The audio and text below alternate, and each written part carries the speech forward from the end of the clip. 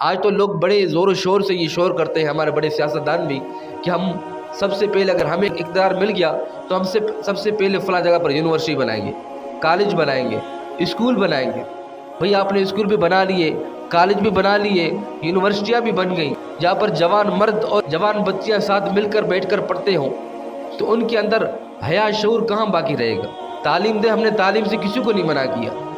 بچیوں کے لیے کوئی جو ہے وہ خاتون کو آپ مقرر کر دیں، مرد حضرات کو مرد پڑھائیں، تو انشاءاللہ اللہ نے چاہا تو ان تعلیمی اداروں کے اندر بچے ہمارے حیا کا درس سیکھیں گے۔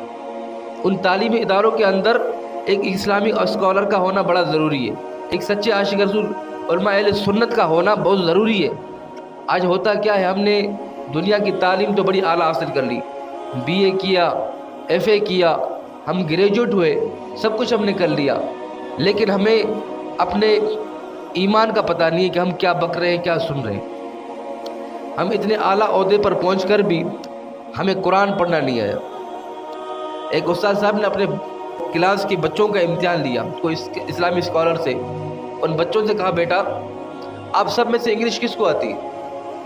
تو ہر بچے نے برجستہ ہاتھ اٹھا کر کہا کہ ہمیں انگریزی آتی ہے۔ تقریباً 99% یا 100% اب لگا نے سب نے ہاتھ اٹھا لیے کہ ہمیں انگلش پڑھنا آتی ہے۔ اور جب کہا کہ بیٹا تم میں سے قرآن پڑھنا کس کو آتا ہے، تو شاید ایک دو کے ہاتھ اٹھنے کے علاوہ اور کسی کے ہاتھ نہیں اٹھے۔ یہ ہمارے مسلمان ہیں۔ اب ان بچوں پر ظلم کس نے کیا؟ ان کے والدین نے۔ ٹھیک ہے، ان کو دنیا کی تعلیم تو دے رہے ہیں، چاہے بچہ ہے چاہے بچی ہے، ان کو دین کے ساتھ وابستگی رکھنی ہے۔ ہمیں ان کو بتانا ہے کہ ہمارا دین اسلام ہے، اور اسلام ہمیں غیرت کا سبق دیتا ہے۔ کیوں یہ نہیں کہتے کہ ہماری کلاس سے الگ کی جائے؟ ہمارے کلاسوں میں بیٹھے بچے بچیاں ہمارے بہنیں بھائی ہیں، ہمارے تو بزرگان دین یہاں تک کہتے ہیں، ایک طرف حضرت رابعہ بصریہ رحمۃ اللہ علیہ اللہ کی کامل ولیہ ہیں، اور ایک طرف حسن بصری رحمۃ اللہ علیہ، آپ کس کے مولا علی کے شاگرد ہیں۔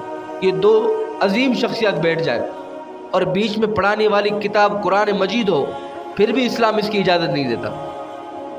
جب ایک مرد ایک خاتون کو قرآن نہیں پڑھا سکتا، تو پھر تعلیمی اداروں کے اندر جو ہم انگلش اور یہ مختلف سبجیکٹس پڑھتے ہیں، کوئی پردے کا نظام نہیں ہوتا۔ نقصان کس کا ہو رہا ہے؟